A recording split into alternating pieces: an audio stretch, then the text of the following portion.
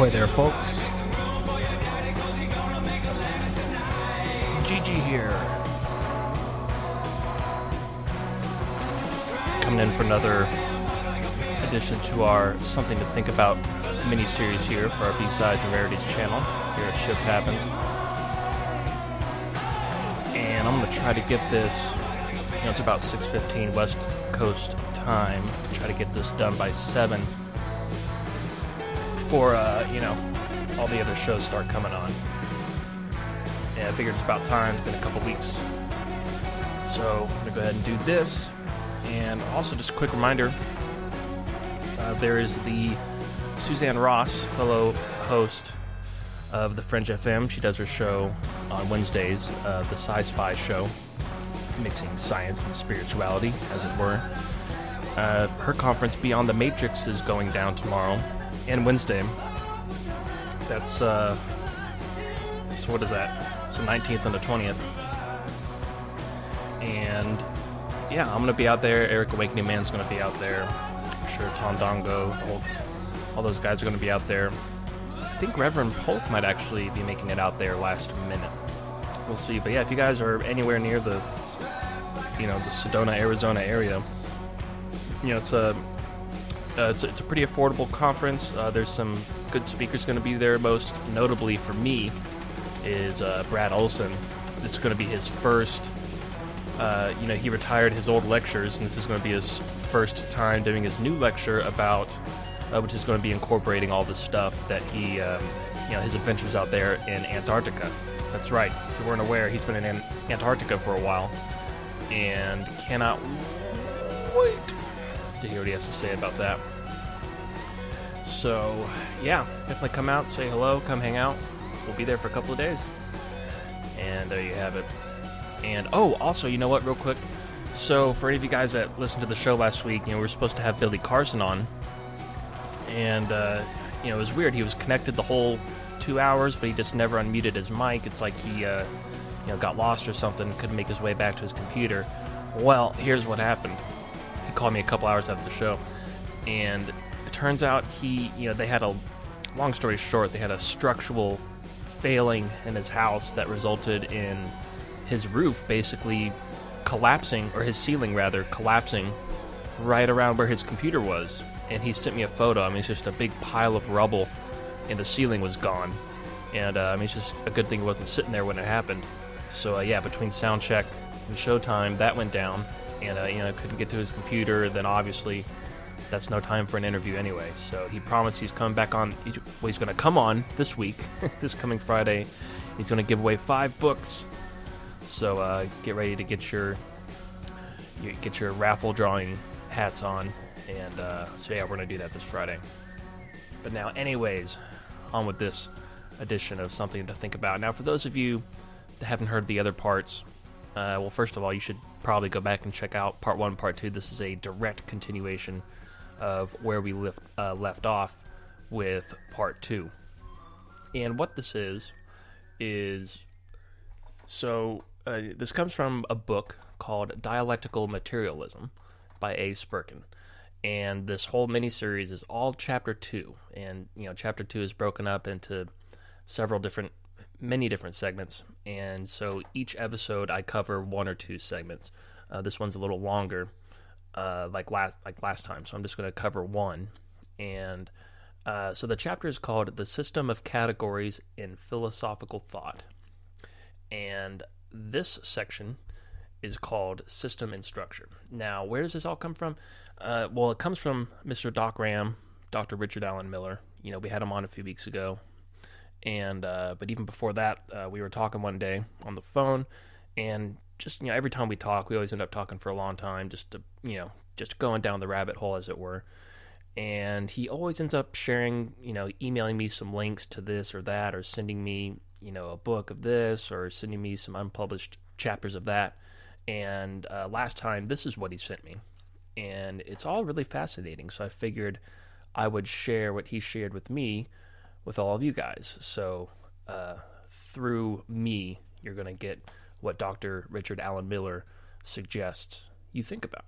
So with that having been mentioned, without any further ado whatsoever. Orange cream soda, let me tell you. Alright, so here we go. System and structure. The system and its elements. A system is an internally organized whole where elements are so intimately connected that they operate as one in relation to external conditions and other systems. An element may be defined as the minimal unit performing a definite function in the whole. Systems may be either simple or complex. A complex system is one whose elements may also be regarded as systems or subsystems. All things, properties, and relations that strike us as something independent are essentially parts of some system, which in its turn is part of an even bigger system, and so on ad infinitum. For example, the whole of world civilization is no more than a large and extremely complex self-developing system, which comprises other systems of varying degrees of complexity. Every system is something whole, so anything that corresponds to the demands of unity and stability, an atom, a molecule, a crystal, a solar system, the organism, society, a work of art, a theory, may be regarded as a system. Every system forms a whole, but not every whole is a system. We usually call the parts of a system its elements. If in investigating a system we wish to identify its elements, we should regard them as elementary objects in themselves. Once we have established them as something relatively indivisible in one system, elements may be regarded in their turn as systems, or subsystems, consisting of elements of a different order, and so on. The concept of structure. The aim of scientific cognition is to discover law-governed relations between the elements forming a given system. In the process of this research, we identified the structures peculiar to that system. When studying the content of an object, we enumerate its elements such as, for example, the parts of a certain organism. But we do not stop at that. We try to understand how these parts are coordinated and what is made up as a result, thus arriving at the structure of the object. Structure is the type of connection between the elements of a whole. It has its own internal dialectic. Wholeness must be composed in a certain way. Its parts are always related to the whole. It is not simply a whole, but a whole with internal divisions. Structure is a composite whole, or an internally organized content. But structure is not enough to make a system. A system consists of something more than structure. It is a structure with certain properties. When a structure is understood from the standpoint of its properties, it is understood as a system. We speak of the solar system and not the solar structure. Structure is an extremely abstract and formal concept. Structure implies not only the position of its elements in space, but also their movement in time, their sequence and rhythm, the law of mutation of a process. So structure is actually the law or set of laws that determine a system's composition and functioning, its properties and stability. Structure and function. The life of a structure manifests itself in its function. They condition each other. The structures of the organs of the body, for instance, are connected with their functions. Any breakdown in structure, any deformation of an organ leads to a distortion of the function. In the development of organisms, changes begin within the reorganization of an organ's function under the influence of changing conditions of life, when its structure may survive for a time without any substantial modification. However, change of activities sooner or later leads to a change in structure. Functional disturbances in organs precede their morphological distortions. The contradiction between the organism's new mode of life and its structure is resolved by a modification in the latter. All the organs and functions of a bird, for example, are adapted to an aerial mode of life. The amazingly purposeful feather structure protects the bird from cold during the rapid changes of temperature in flight. The fact that a bird can fly is observable even when it is on the ground. We see this from its streamlined body, its fine-boned structure which allows it to pass through the air with minimum expenditure of energy, and from the design of the wings. The whole structure embodies the idea of flight. But a colorful butterfly resembles a flying flower. And this too is understandable because a butterfly feeds on the nectar of a flower, and its resemblance to a flower protects it from birds when it is sitting motionless on a blossom. The life of the bird is associated with air, and the life of a butterfly is bound up with flowers. Their functions, their ways of life, determine their structure. To sum up, function organizes structure. The methods of morphology are subordinate to the methods of physiology. The function of sight organized the eyes, while labor was responsible for the structure of the hand.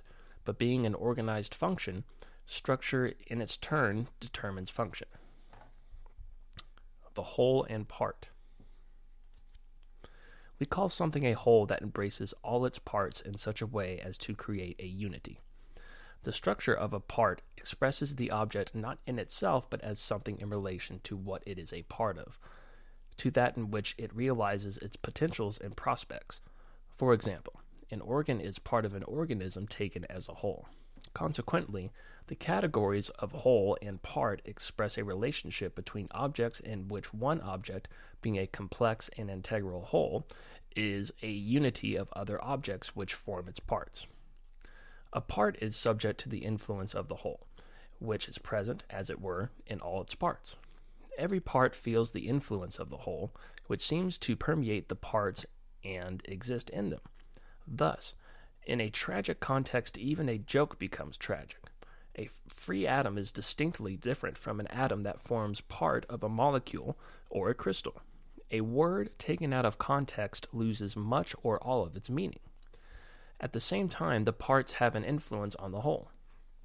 The organism is a whole, and dysfunction of one of its organisms leads to disbalance of the whole.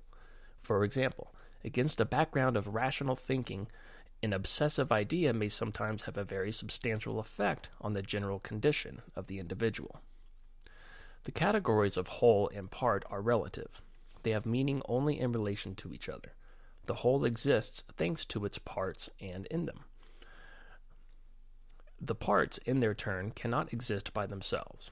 No matter how small a particle we name, it is something whole and at the same time a part of another whole. The largest whole that we can conceive of is ultimately only a part of an infinitely greater whole. Everything in nature is a part of the universe. Various systems are divided into three basic types of wholeness. The simplest type is the unorganized or summative whole, an unsystematic conglomeration of objects, a herd of cattle, for example. This category also includes a mechanical grouping of heterogeneous things, for example, rock consisting of pebbles, sand, gravel, boulders, and so on. It is such a whole that connection between the parts is external and obeys no recognizable law. We simply have a group of unsystematic formations of a purely summative character.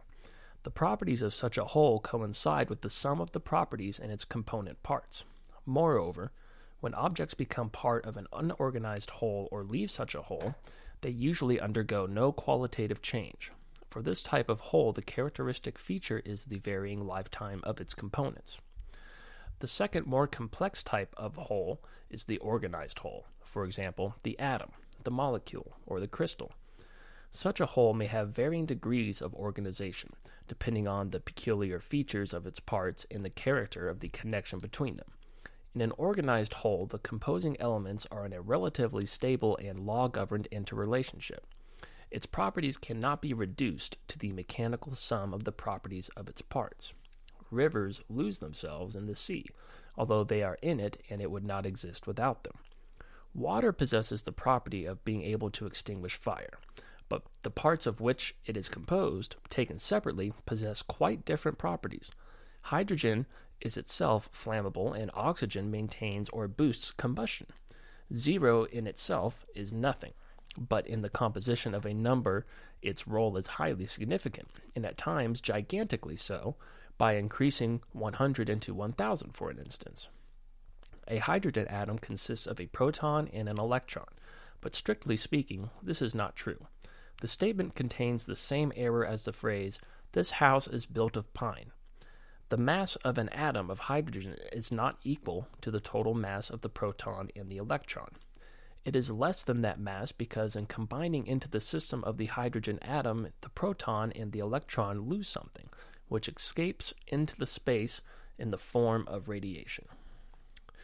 The third, highest, and most complex type of whole is the organic whole. For example, the organism, the biological species, society, science, arts, language, and so on. The characteristic feature of the organic whole is the self-development and self-reproduction of its parts. The parts of an organism is separated from the whole organism. Not only lose some of their properties, but cannot even exist in the given quality that they have within the whole. The head is only a head because it is capable of thinking, and it can only think as a part not only of the organism, but also of society, history, and culture. An organic whole is formed not, as Empedocles assumed, by joining together ready-made parts, separate organs flying around in the air, such as heads, eyes, ears, hands, legs, hair, and hearts. An organic whole arises, is born, and dies together with its parts.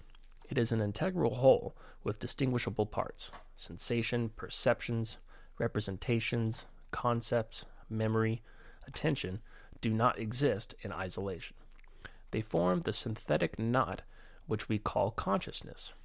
The elements that make up the whole possess a certain individuality, and at the same time they work for the whole.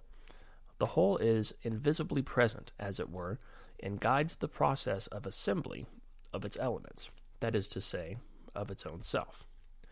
The point of a case exists, in a sense, before the case itself. For example, harmony in the proper sense of the term is born at the moment when the musician consciously or unconsciously begins to interest himself in a simultaneous combination of sounds, that is to say, a chord, which, thanks to the organization of its elements, has its own definite musical individuality. A harmonic phrase acquires its meaning from a certain way of arranging various chords and their interrelationship. The defining attribute of harmony is a relationship between the elements of the whole in which the development of one of them is a condition for the development of the others, or vice versa. In art, harmony may be understood as a form of relationship in which each element, while retaining a relative independence, contributes greater expressiveness to the whole, and at the same time, and because of this, more fully expresses its own essence.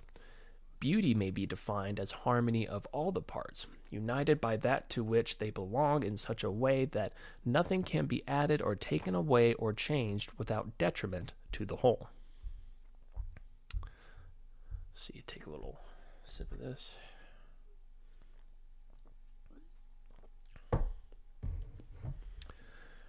The parts of a whole may have varying degrees of relative independence. In a whole, there may be parts whose excision will damage or even destroy the whole, but there may also be parts whose loss cause no organic damage. For instance, the extremities or a part of the stomach may be removed, but not the heart. The deeper and more complex the relationship between the parts, the greater is the function of the whole in relation to them, and the less their relative independence. The various parts making up a whole may occupy by no means equal positions. Some of them are less mobile, relatively stable, others are more dynamic. Some exist only for a time and are doomed soon to disappear. Others have the makings of something more progressive. There are some parts without which the whole cannot be conceived, and there are others without which it can carry on quite well, although with some loss to itself. In principle, there is no limit to the divisibility of objects, but their division indicates a transition to a qualitatively different whole. When a pot is broken, we are left not with a number of smaller pots, but with mere fragments. Even a rock is defaced by crushing. But the lumps of rock that are broken off nevertheless retain their own face. The highest form of organic whole is society and the various social formations. The general laws of the social whole determine the essence of any of its parts and the direction of its development. The part behaves in accordance with the essence of the whole. For scientific analysis to be able to move in the right direction, the object must constantly occupy our consciousness as something whole. When we are investigating a whole, we break it down into its parts and sort out the nature of the relation between them. We can understand a system as a whole only by discovering the nature of its parts. It is not enough to study the parts without studying the relationship between them and the whole. A person who knows only the parts does not yet know the whole. A single frame in a film can be understood only as a part of the film as a whole. An overabundance of particulars may obscure the whole. This is a characteristic feature of empiricism. Any singular object can be correctly understood only when it is analyzed, not separately, but in its relation to the whole. Each organ is determined in its mode of operation not only by its internal structure, but by the nature of the organism to which it belongs. The importance of the heart can be discovered only by considering it as a part of the organism as a whole. The methodological fault characteristic of mechanistic materialism is that it understands the whole as nothing more than the sum of its parts. In medicine, exaggeration of the independence of a part in relation to the whole is expressed in the principle of localizationism, which stipulates that every organ is something isolated in itself. This gives rise to the methodological principle of looking for the seat of the illness.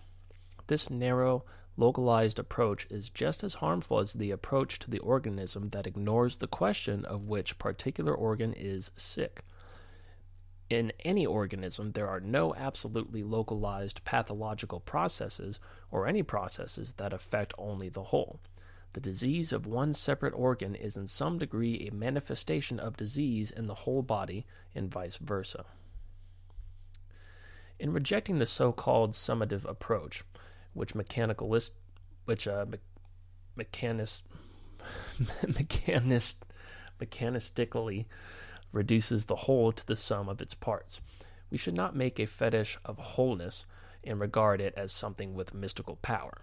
The whole does owe its origin to the synthesis of the parts that compose it. At the same time, it is the whole that provides the basis for modification of existing parts and the formation and development of new ones, which, having changed the whole, helped to develop it. So, in reality, we have a complex interaction between the whole and its parts. Wholeness is today becoming a genuinely scientific scientific category. This category has immense methodological importance not only in science but also in the arts. Most artists will tell you that the key to a work of art lies in the correct proportioning of the parts and the whole. When one listens to good music, one feels that every note obeys the overall theme.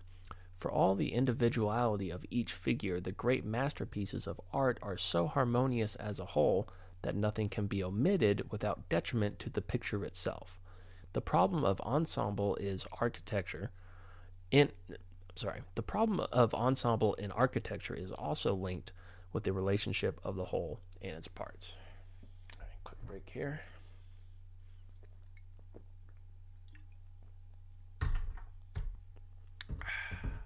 Man, that's good.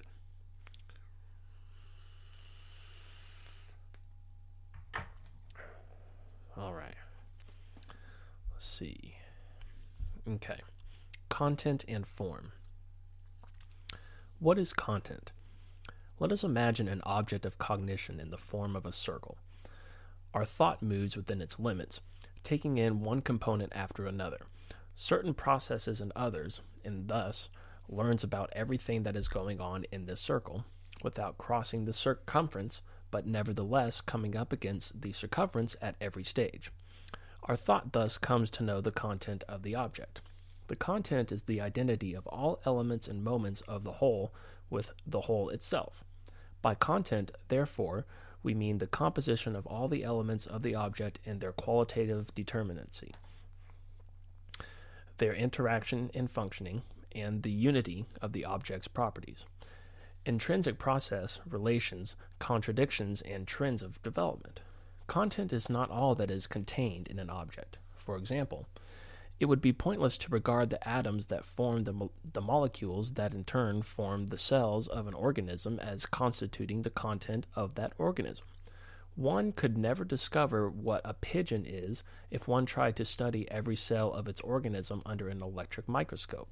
Just as one could never truly understand the beauty of the picture in the Louvre or the Hermitage by subjecting each of them to chemical analysis. The elements that go to make up content are the parts of the whole. That is to say, the elements beyond which an object cannot be further divided without losing its definitive quality. So we cannot treat the canvas as the content of a picture or machines as the content of social life, because canvas does not make a picture and machines do not make a society. Although neither a picture nor society would be possible without them. The content of an organism is not simply the sum total of its organs, but something more, the whole actual process of its life activity taking place in a certain form. The content of any given society is the wealth of the material and spiritual life of the people who make up that society, all the products and instruments of their activity. What do we mean when we speak of expounding the content of, for example, Shakespeare's Hamlet? It means analyzing its artistically expressed images, their actions, interrelations, the basic idea and intention of the author. We have defined content as the identity of the components of the whole with the whole itself. Now let us consider form. The category of form is used in the sense of external appearance, that is to say, the boundaries of the given content, its outward posture in the sense of structure, and also in the sense of the mode of expression and existence of the content.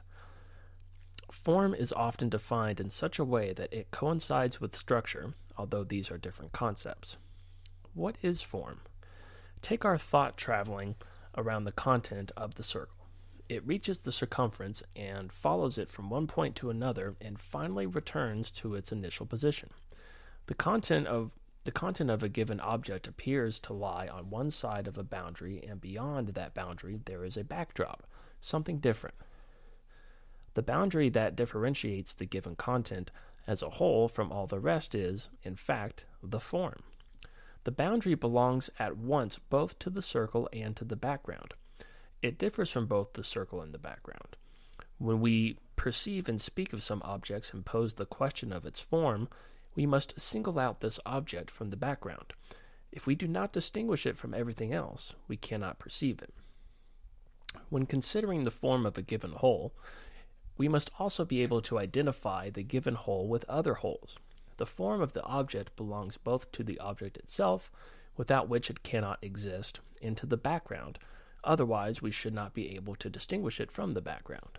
The form of the object is its boundary, and the boundary is what distinguishes the given object from others and at the same time what identifies it with them. What do we mean by seeing a jug? It means singling out from the background primarily by distinguishing its form, its shape. Consequently, the dialectics of identity and difference varies for the content of the object and for its form. In the case of content, it is limited only by the object itself and does not go beyond its boundaries. But in the case of form, this dialectics show through in the given object's relation to other objects. It stands out from the background. Form may be an independent object of study.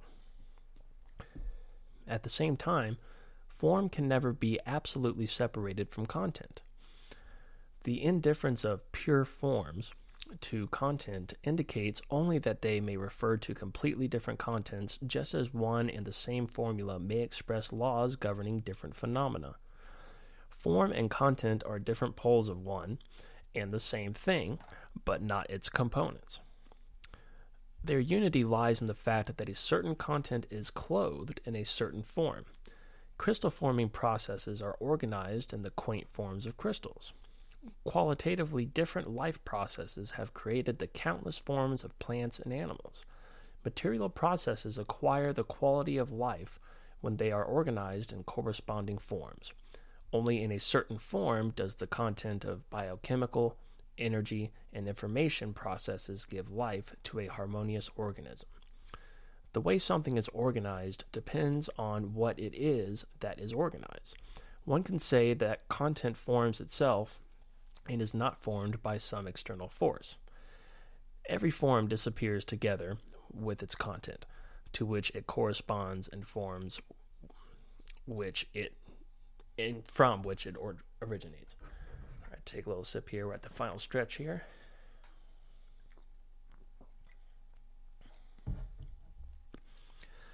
The unity of form and content presupposes their relative independence and the active role of the form.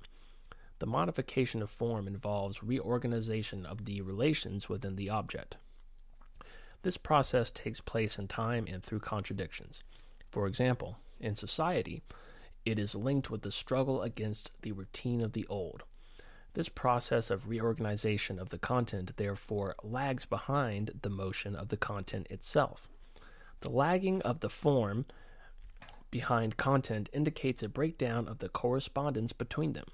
Everyone agrees that form should correspond to content, but there is also a contradiction between them. In the course of development, there is bound to be a period when the old form ceases to correspond to the changed content and begins to retard its further development.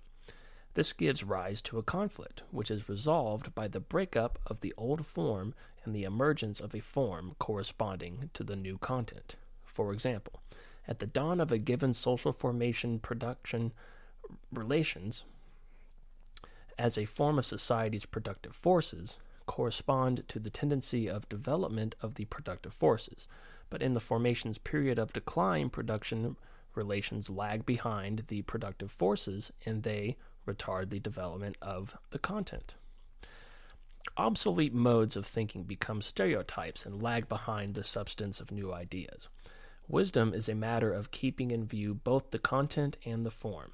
In art, the relation of content and form is sometimes distorted, usually in the sense that form is divorced from content and absolutized. Hence the extreme cases of formalism and abstractionism. But combating formalism does not mean contempt for form, which plays a vital role in the organization and development of content. One must bear this in mind not only in theory, but also in practice. For example, in production, where skillful application of the active role of form in the organism of labor, distribution of manpower, and so on, may decide the outcome of the project. Wisdom in management lies in the ability to choose the necessary form for organizing the content of the project. And that concludes this section of Chapter 2 called System and Structure. And again, this is all, if you just listen to Part 3 and not Part 2 and not Part 1, this might not, you might be wondering, like, what the hell is this guy talking about? But this, that's why I recommend going back listening to Part 1 and Part 2, because this is directly a continuation of the previous two parts. All right, taking a sip here. So yeah, there you go. Once again, this is from the book Dialectical Materialism by A. Spurkin, and this was a segment called System and Structure from Chapter 2, The System of Categories in Philosophical Thought. So there you go. There's a new edition for today, and perfect timing. Got just a few minutes left until all the other shows come on. So yeah, next time you're washing the dishes or cleaning up your room or reorganizing your garage and you want something to, just something to listen to in the background, this is kind of what this is for. So, yeah, and don't forget, we've got Billy Carson coming on this week for our main show this Friday. And like I mentioned before, on the 19th and 20th, I believe those are the dates, tomorrow and the next day, we're going to be at the Beyond the Matrix conference, which is put on by Suzanne Rost, our fellow Fringe FM host here. She does her show on Wednesdays from 5 to 7 Pacific, and it's called Sci-Spy. Definitely a great show. Check that out as well. But yeah, if you guys make it out to the conference, feel free to come up and say hello and come hang out with us. All right, so it's time to boogie out of here and get on and move on with the day, and let's catch some of these other shows coming on in just a few minutes here. So, ladies and gentlemen, thanks for tuning in. I'm your host, Gigi, and we'll see you back this Friday. Cheers.